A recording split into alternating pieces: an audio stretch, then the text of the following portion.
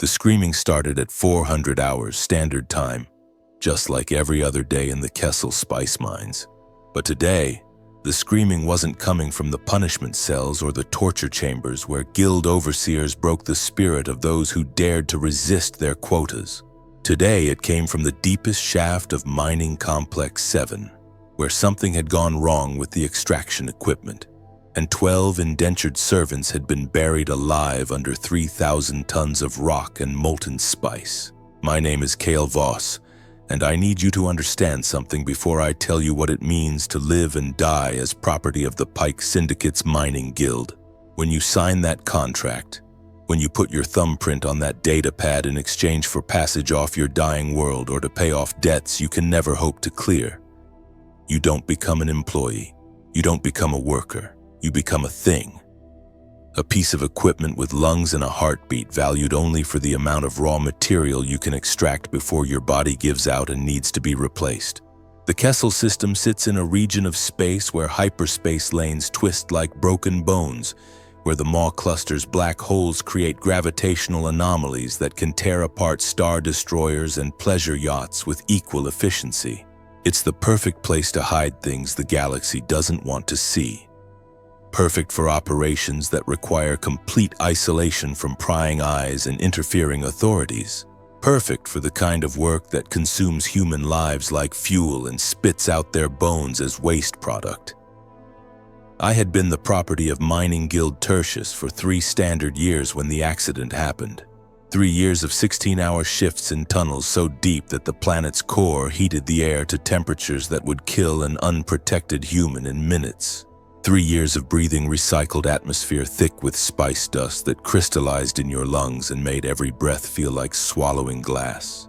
3 years of watching good people disappear into the darkness of the mines, some claimed by cave-ins and equipment failures, others simply vanishing when they became too sick or too rebellious to be worth the cost of keeping alive.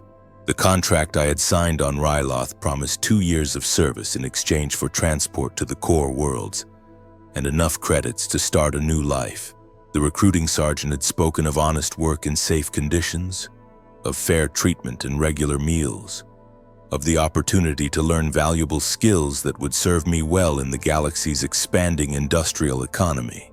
He had shown me holographic images of clean dormitories and well-maintained equipment, of workers who looked healthy and satisfied with their employment.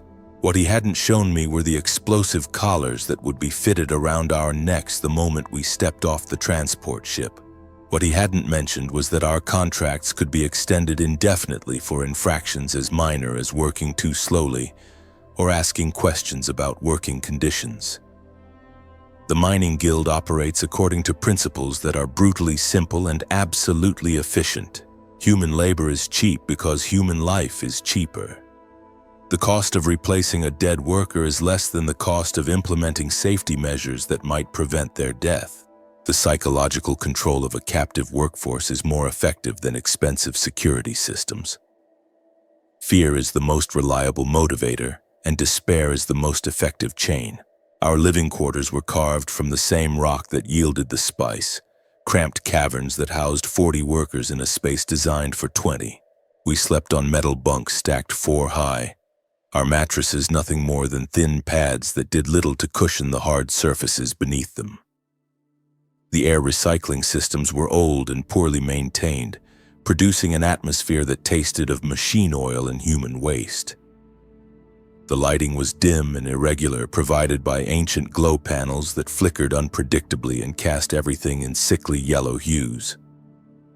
Food came twice a day in the form of nutrient paste dispensed from automated feeding stations. The paste was gray and flavorless, designed to provide the minimum calories necessary to keep workers functional while minimizing cost. It had the consistency of wet clay and tasted like nothing human beings were meant to consume. But it kept us alive, and that was sufficient for the guild's purposes. Workers who complained about the quality or quantity of food found their rations reduced further, a reminder that even this miserable sustenance was a privilege that could be revoked. The work itself began before dawn with the harsh buzz of alarms that echoed through the dormitory caverns. We had 15 minutes to dress, eat, and report to our assigned work details. The explosive collars around our necks served as both tracking devices and motivational tools, their steady red lights reminding us that disobedience would result in immediate termination. The collars were designed to detonate if we moved too far from our assigned areas, if we attempted to tamper with their mechanisms, or if the overseers decided that our performance was inadequate. Each worker was assigned a daily quota based on their physical capabilities and previous performance. The quotas were calculated to push us to the limits of human endurance while maintaining just enough margin to prevent mass casualties that would disrupt production schedules. Meeting your quota meant you would receive your full rations and be allowed to rest until the next shift. Failing to meet quota resulted in reduced food, extended work hours, or assignment to punishment details that were designed to break the spirit rather than extract useful materials. The mining equipment we used was ancient and dangerous, repurposed industrial machinery that had been stripped of safety features to maximize extraction efficiency. The drilling platforms were massive contraptions that vibrated with enough force to shatter bones if you weren't careful about maintaining proper footing. The conveyor systems that carried raw spice to the processing stations moved at speeds that could crush limbs if workers weren't quick enough to avoid them. The atmospheric processors that kept the deep tunnels breathable were unreliable at best, occasionally failing without warning and leaving entire work crews to suffocate in the poisonous gases that seeped from the planet's core. The spice itself was both our reason for being there and our constant tormentor. Raw spice in its unprocessed form was highly toxic to human nervous systems, causing hallucinations, seizures, and eventual madness in those exposed to high concentrations. The Guild provided basic respiratory protection in the form of cheap filters that reduced exposure but never eliminated it entirely. Long-term workers developed a distinctive tremor in their hands, a side effect of chronic spice poisoning that marked them as used-up equipment approaching the end of their useful life. Medical care was provided only when injuries threatened to reduce worker productivity. A broken arm would be set and treated if the worker could still perform their duties with the limitation. A case of spice lung would be ignored until the coughing became so severe that it disrupted other workers. The medical facility was staffed by a single droid whose programming prioritized cost efficiency over patient welfare. Treatment consisted of pain suppressors and stimulants designed to keep workers functional rather than heal their underlying conditions. The hierarchy within the indentured population was as rigid as it was cruel. New arrivals were assigned to the most dangerous work details, their inexperience making them expendable resources for tasks that veteran workers were too valuable to risk. Those who survived their first year and demonstrated competence could be promoted to positions of limited authority over newer slaves, creating a system where the oppressed helped to oppress others in exchange for marginally better treatment. The longest-serving workers, those who had survived multiple contract extensions and proven their complete submission to guild authority, were given supervisory roles that came with additional food rations and slightly more comfortable sleeping arrangements. But even these privileges came with a price. Supervisory workers were held responsible for the performance of those under their command, their own safety dependent on their ability to extract maximum productivity from their subordinates. They became enforcers of the system that had broken them, using their knowledge of guild methods to identify potential troublemakers and ensure that resistance was crushed before it could spread. The psychological toll of this collaboration was visible in their faces, the hollow expressions of people who had sacrificed their humanity for the illusion of security. The overseers who managed the day-to-day operations of the mines were a mixture of guild employees and former indentured servants who had been offered freedom in exchange for their willingness to serve as instruments of oppression. These individuals carried the authority to extend contracts, reduce rations, and assign workers to punishment details. Their power was absolute within the confines of the mining complex, and they wielded it with the casual cruelty of people who had learned that mercy was a luxury they couldn't afford. The overseer responsible for my section was a Rhodian named Trico, who had once been property of the guild himself. He had earned his freedom by informing on a group of workers who were planning to sabotage the mining equipment, a betrayal that had resulted in the execution of 17 people and the extension of contracts for everyone else in the section. Trico wore his authority like armor, his harsh treatment of current workers serving as proof of his loyalty to the organization that had once enslaved him. Communication between workers was officially discouraged and practically dangerous. The guild monitored conversations through audio pickups installed throughout the mining complex, and any discussion that could be interpreted as planning resistance or expressing dissatisfaction would result in immediate punishment. Workers learned to speak in whispers and code, sharing information through subtle gestures and carefully chosen words that would not trigger the automated surveillance systems. Despite these restrictions, an underground network of communication did exist among the indentured population. Information about working conditions, overseer behavior, and potential opportunities for resistance passed through the dormitories like whispered prayers. Workers shared what little news they could gather about the outside galaxy, clinging to rumors of Republic intervention or guild policy changes that might improve their circumstances. These conversations provided a lifeline of hope that helped many survive the psychological pressure of their captivity. The punishment systems employed by the guild were designed to maintain control through fear rather than simple physical coercion. Workers who violated regulations or failed to meet their quotas could be assigned to solitary confinement in cells carved from solid rock, where they would spend days or weeks in complete darkness with minimal food and water. Others would be subjected to shock therapy administered through their explosive collars, carefully calibrated jolts of electricity that caused excruciating pain without permanent physical damage. For more serious infractions, the guild employed public punishment spectacles designed to reinforce the consequences of resistance. Workers who attempted to escape or organize opposition would be brought before the entire indentured population for ritual humiliation and torture. These events were mandatory viewing, attended by all workers regardless of their shift schedules. The guild wanted everyone to see what happened to those who challenged their authority, to understand that rebellion would be met with responses that were worse than death. The most effective punishment, however, was the simple extension of contracts. A worker whose 2-year term could be extended to 4 years for a minor infraction, to 6 years for more serious violations, to indefinite terms for those who posed ongoing threats to guild authority. The mathematics of servitude were simple. Good behavior might eventually lead to freedom, but any resistance would result in life imprisonment under conditions designed to break the human spirit. Sleep was the only escape from the daily horror of mining operations, but even sleep was contaminated by the stress and trauma of our circumstances.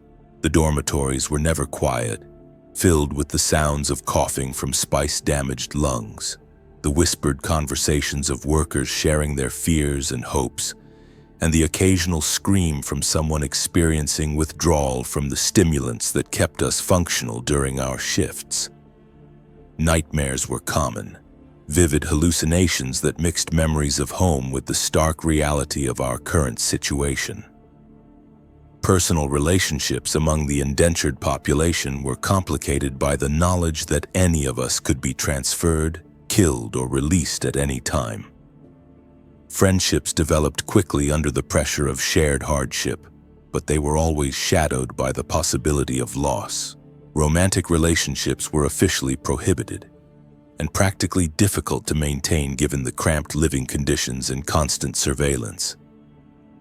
But human beings find ways to care for each other even under the worst circumstances, and bonds formed between workers that provided emotional sustenance in an environment designed to strip away all sources of comfort. The guild's economic model relied on the continuous replacement of used-up workers with fresh recruits brought in from troubled worlds throughout the galaxy. The recruiting operation was sophisticated and far-reaching, targeting populations displaced by war, economic collapse, or natural disasters. Guild agents would appear in refugee camps and devastated communities, offering contracts that seemed like lifelines to people who had lost everything else. The terms were deliberately confusing, full of legal language that obscured the true nature of the commitment being made. My own recruitment had taken place on Ryloth during the aftermath of a devastating plague that had wiped out most of the planet's agricultural infrastructure.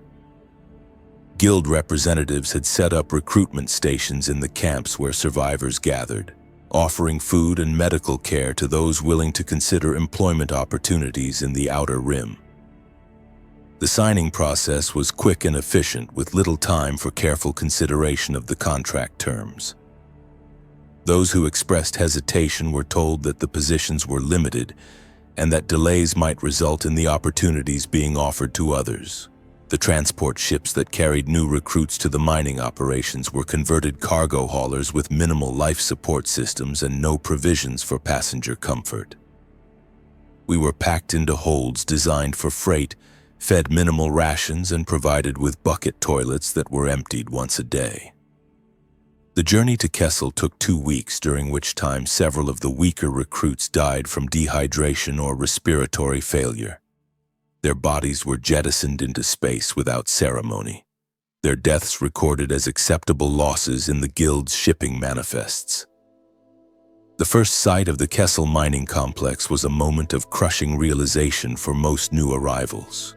The facility sprawled across the planet's surface like a metallic cancer, its towers and processing plants belching toxic smoke into the thin atmosphere.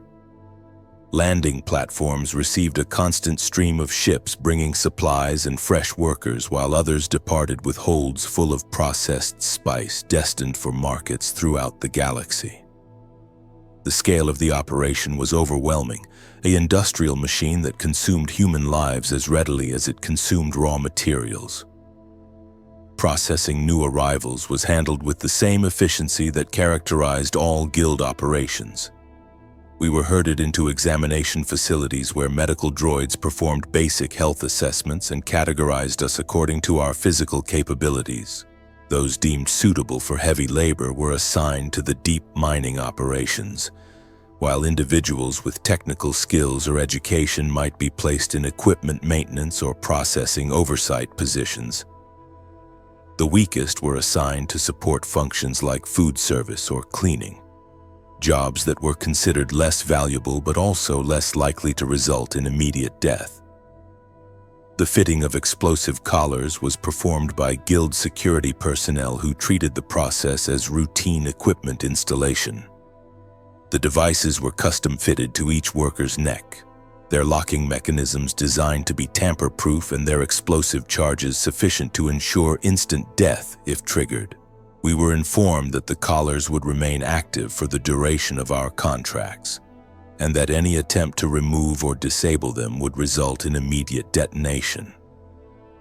The demonstration of this capability was provided through the execution of a previous worker whose collar had been triggered for attempting to escape, his head vaporizing in a cloud of blood and bone fragments that left no doubt about the seriousness of the threat.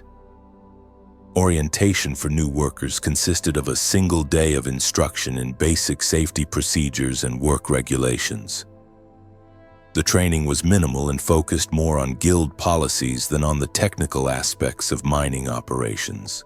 We learned about quota requirements, punishment procedures, and the chain of command that governed daily operations.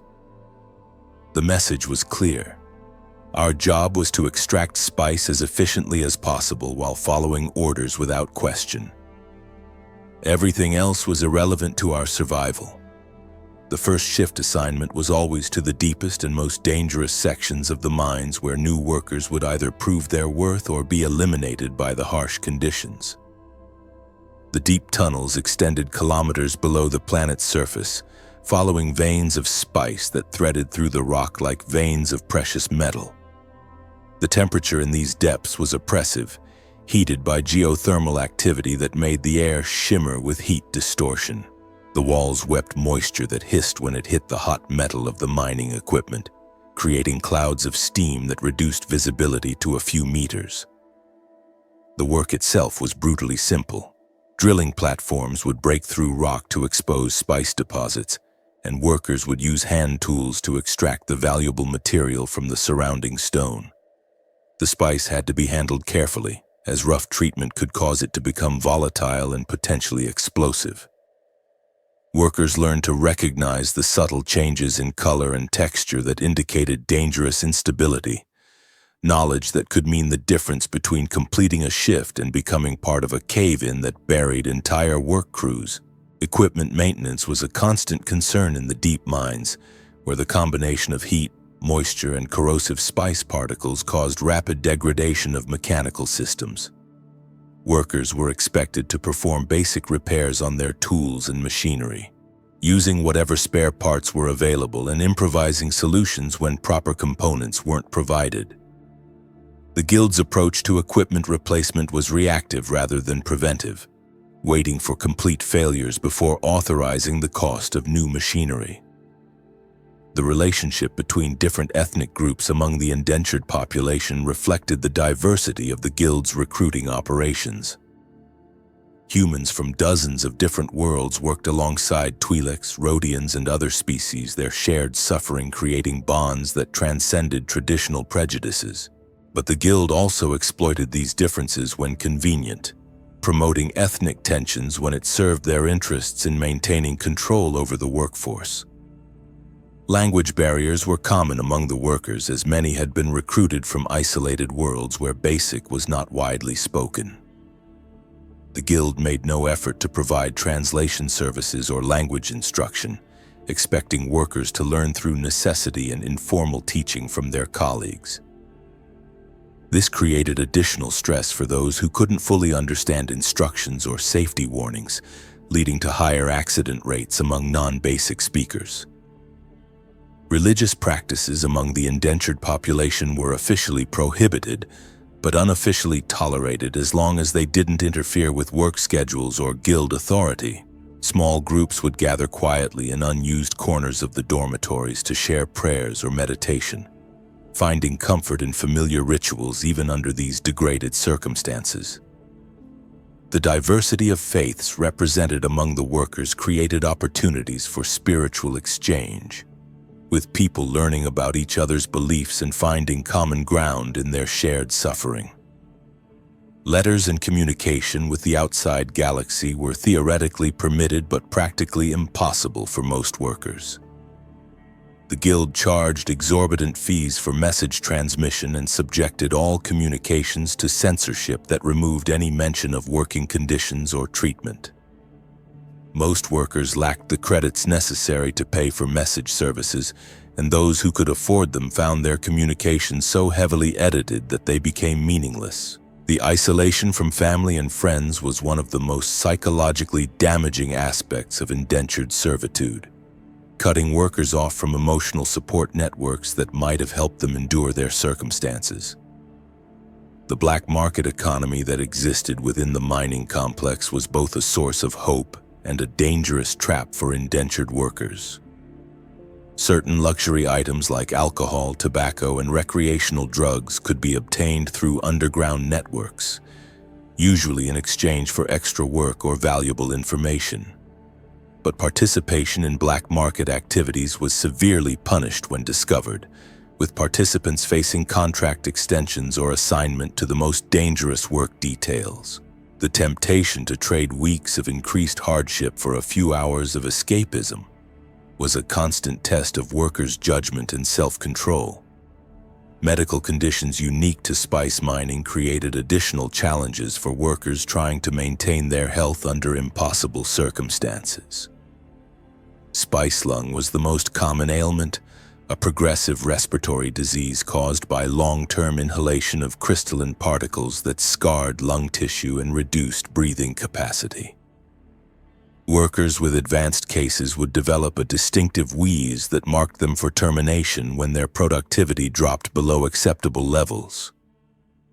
Neural disorders caused by spice exposure included tremors, seizures, and gradual cognitive decline that robbed workers of their memories and reasoning abilities. The psychological effects of prolonged indentured servitude were as destructive as the physical health problems caused by mining conditions. Depression was universal among the workforce, a rational response to circumstances that offered little hope for improvement. Anxiety disorders developed from the constant threat of punishment and the unpredictable nature of guild policies. Some workers retreated into complete emotional numbness, performing their duties with mechanical precision while their minds shut down to protect themselves from unbearable psychological pain.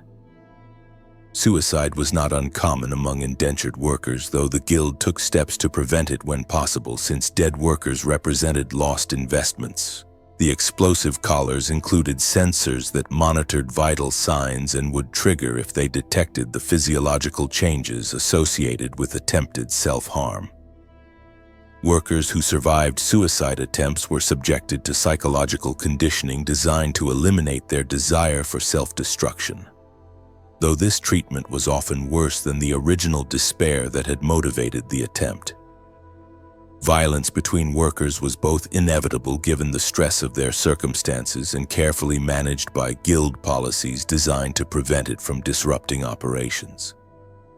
Minor altercations were ignored as long as they didn't interfere with work schedules, but serious fights that resulted in injury or damage to equipment were punished severely. The guild preferred to let workers release their frustrations on each other rather than directing their anger toward the system that oppressed them, understanding that horizontal violence was less threatening than organized resistance. The few success stories among former indentured workers served as powerful psychological tools for maintaining hope among the current workforce. Occasionally, workers who had completed their contracts and earned their freedom would return to the mining complex as free employees or guild representatives. These individuals would speak to current workers about the opportunities that awaited those who served their time faithfully and avoided trouble. Their presence served as proof that freedom was possible, even though the vast majority of workers would never survive long enough to achieve it. Escape attempts were rare but not unknown among the indentured population. The explosive collars made it impossible to simply walk away from the mining complex, but desperate workers sometimes attempted to disable the devices or find ways to get beyond their operational range.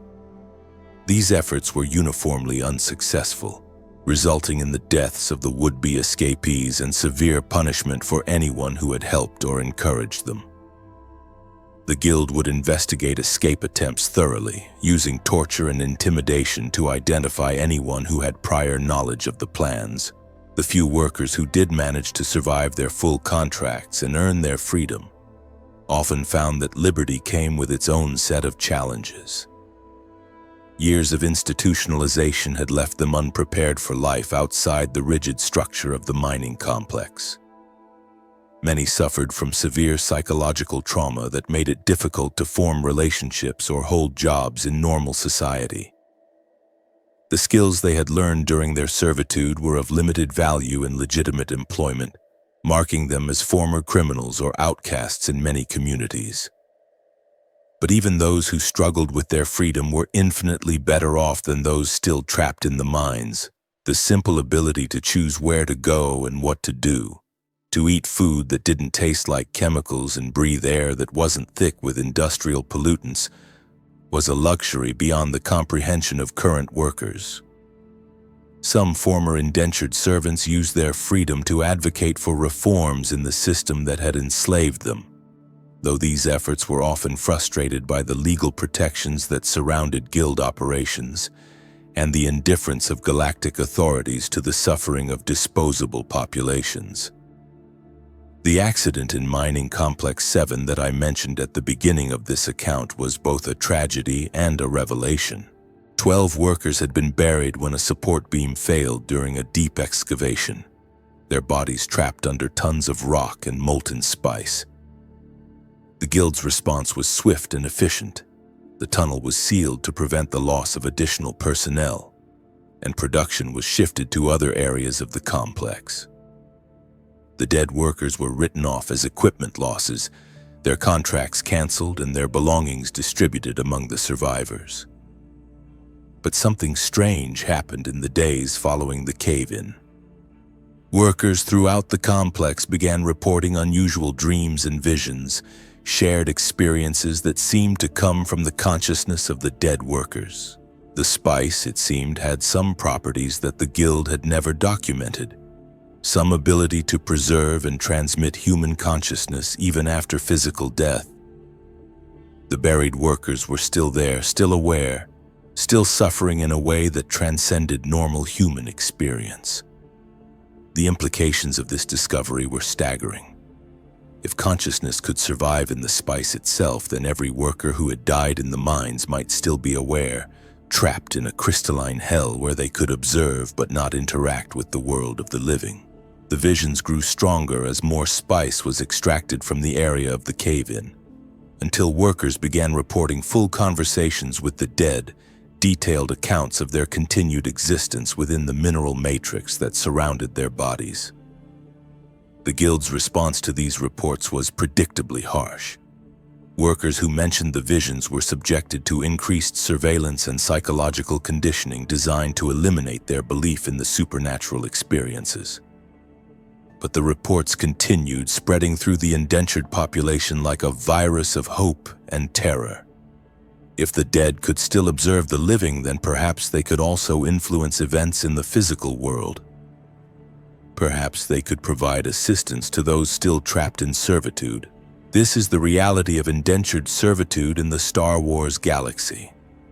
A system of legal slavery that operates in the shadows of legitimate commerce, consuming human lives with the same efficiency that it extracts valuable resources from hostile worlds. It is a reminder that even in a galaxy filled with amazing technology and noble ideals, there remain places where human beings are treated as disposable commodities, where suffering is rationalized as economic necessity, and where hope itself becomes a form of resistance against overwhelming oppression.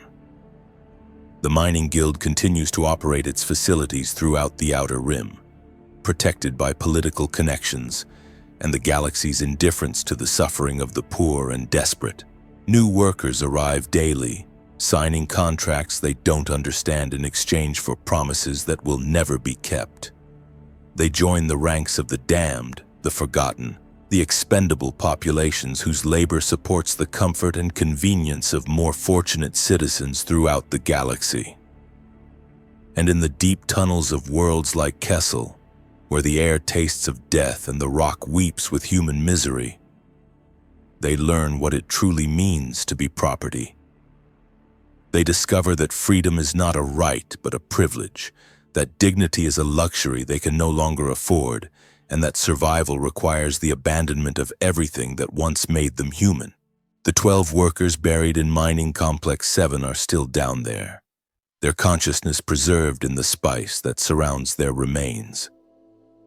They watch through crystalline eyes as new workers take their places, as the same machinery continues its ruthless extraction of wealth from human suffering. They remember what it felt like to have hope, to believe in the possibility of freedom, to dream of lives beyond the confines of the mines. And sometimes, in the deepest hours of the night shift, when the mining equipment falls silent and the only sound is the whisper of recycled air through ancient ventilation systems, the living workers can hear them calling, not in voices that carry through the air, but in the subtle harmonics of the spice itself, a song of loss and longing that speaks to the fundamental injustice of their shared condition. This is what it means to be an indentured servant in the Star Wars galaxy. To become part of a system that treats human consciousness as just another resource to be extracted, processed, and consumed in service of profits that will never benefit those who pay the ultimate price for their generation. It is a fate that awaits millions of sentient beings throughout the galaxy. A reminder that even in a universe filled with wonders, the capacity for cruelty and exploitation remains as vast as the space between the stars. The mining guild's operations represent just one example of the systematic oppression that characterizes life for the galaxy's most vulnerable populations. Similar conditions exist in countless other industries, from the agricultural plantations of the mid-rim to the manufacturing centers of the core worlds. Wherever there are people desperate enough to sign contracts they cannot read, and dreams deferred by circumstances beyond their control, there are those ready to profit from their desperation. But the workers buried in Mining Complex 7 also represent something else: the indestructible nature of human consciousness, the ability of awareness to persist even under the most impossible circumstances. Their continued existence within the spice matrix suggests that no system, no matter how efficient or brutal, can completely extinguish the spark of individuality that defines sentient life. Even in death, even in the crystalline hell of processed spice, something essential remains. This gives hope to those still living, still fighting to maintain their humanity under conditions designed to destroy it. If consciousness can survive the mining process, if awareness can persist beyond physical death, then perhaps the suffering of the indentured workers serves a purpose beyond simple economic exploitation. Perhaps their pain and sacrifice contribute to some larger understanding of what it means to be human. In a galaxy that often seems designed to crush the spirit of individual beings. The visions continue in the deep tunnels of Kessel, growing stronger with each passing day. The dead workers share their memories and experiences with the living, creating a bridge between the world of flesh and the realm of crystallized consciousness. They speak of things they have seen in the spice matrix, of other worlds where similar mining operations have trapped the awareness of countless victims, of a vast network of suffering that spans the galaxy like a web of crystallized pain. But they also speak of resistance, of ways that the living can fight back against the system that enslaves them. The spice itself, they whisper, can be turned against those who profit from its extraction. The consciousness trapped within the mineral matrix retains some ability to influence the physical world, to cause equipment failures and structural collapses that disrupt the smooth operation of the mining complex. The Guild has begun to notice these disruptions, the increasing frequency of unexplained accidents and equipment malfunctions. Their engineers blame aging infrastructure and inadequate maintenance, but the workers know better. They know that the dead are fighting back, using their crystalline prison as a weapon against their former oppressors. Each cave-in, each equipment failure, each mysterious explosion in the deep tunnels represents a small victory against the system that treats human beings as expendable resources. This knowledge changes everything for the surviving workers. They are no longer alone in their suffering, no longer abandoned to face their oppression without allies. The dead stand with them, invisible but present, their consciousness woven into the very material they are forced to extract.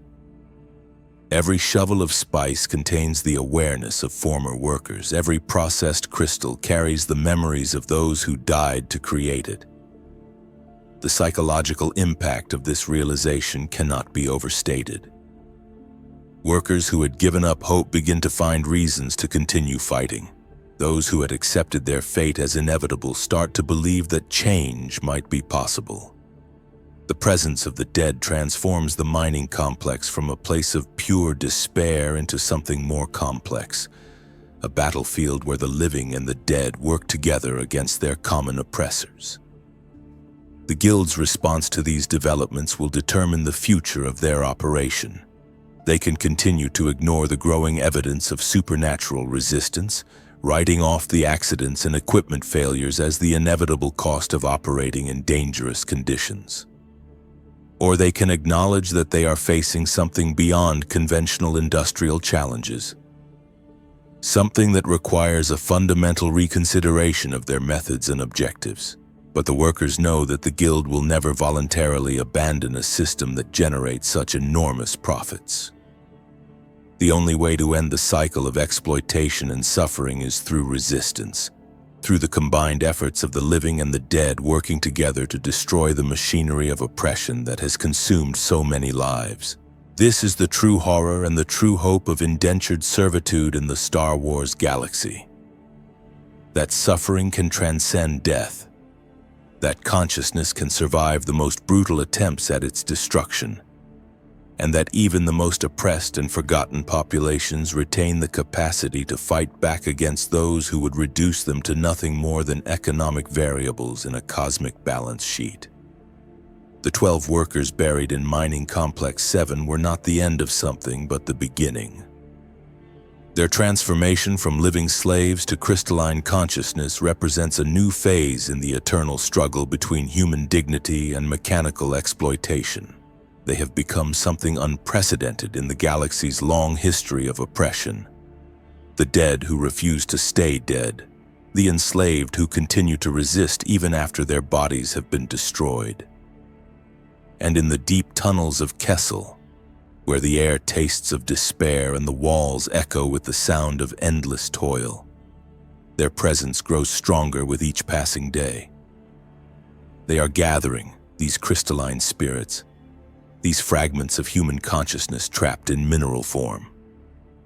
They are learning to work together, to coordinate their influence over the physical world, to turn the very substance of their imprisonment into a weapon against those who put them there.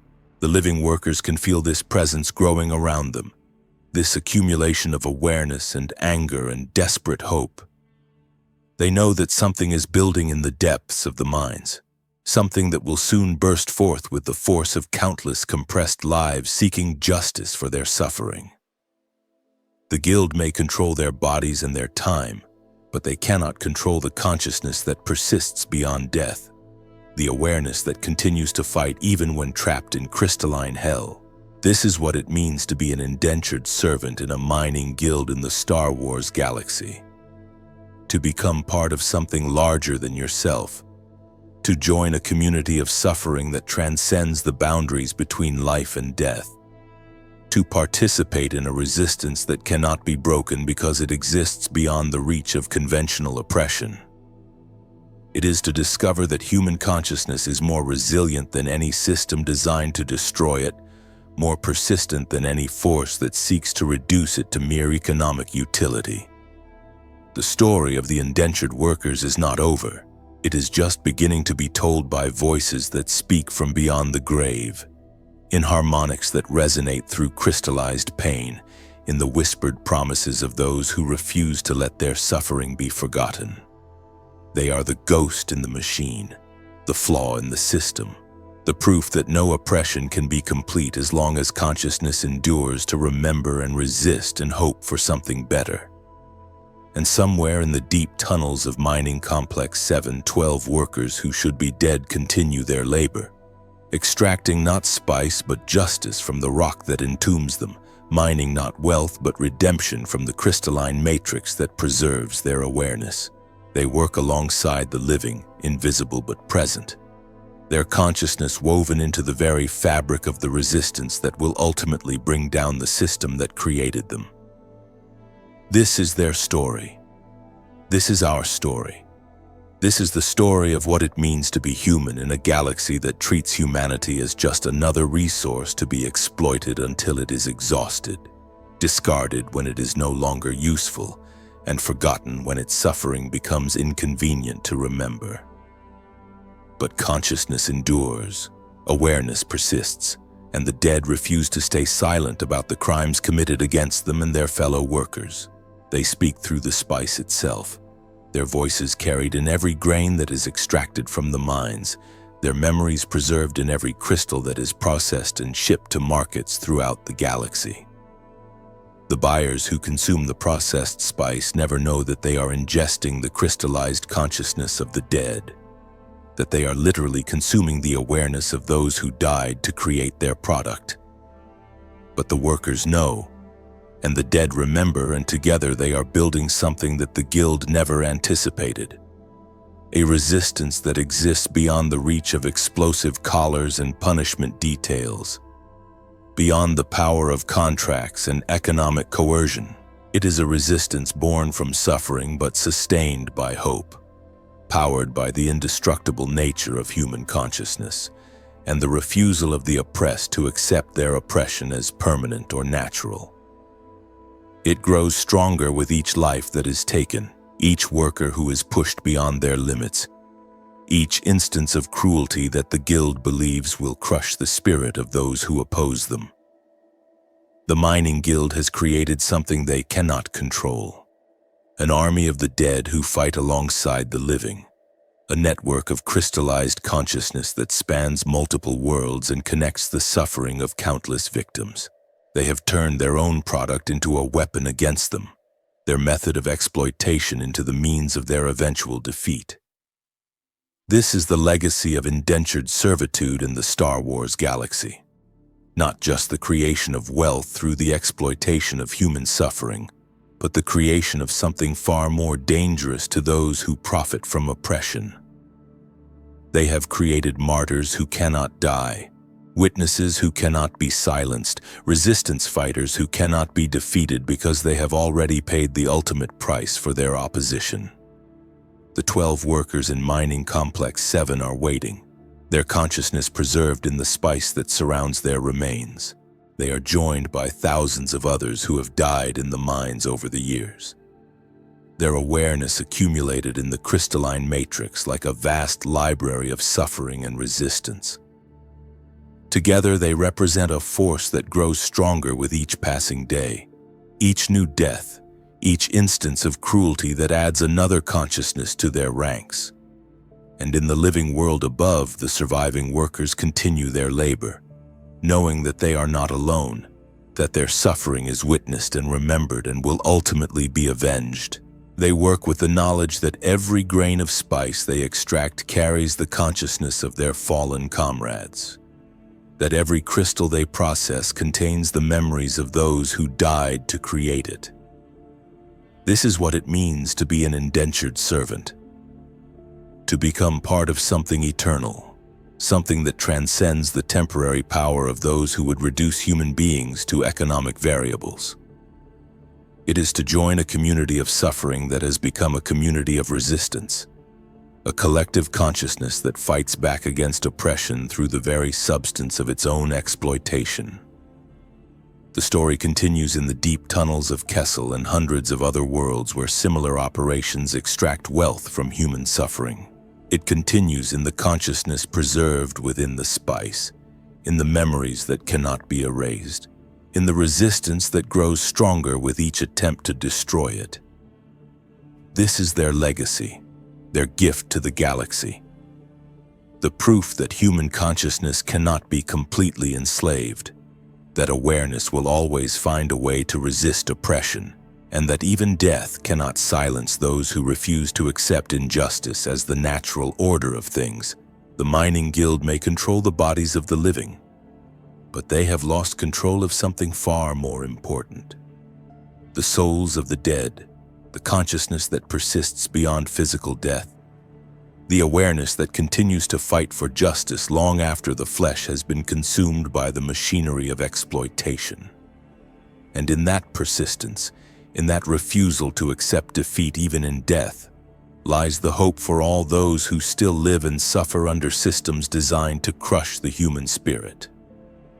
The dead remember, the crystallized consciousness endures, and the resistance continues in forms that no oppressor can anticipate or control.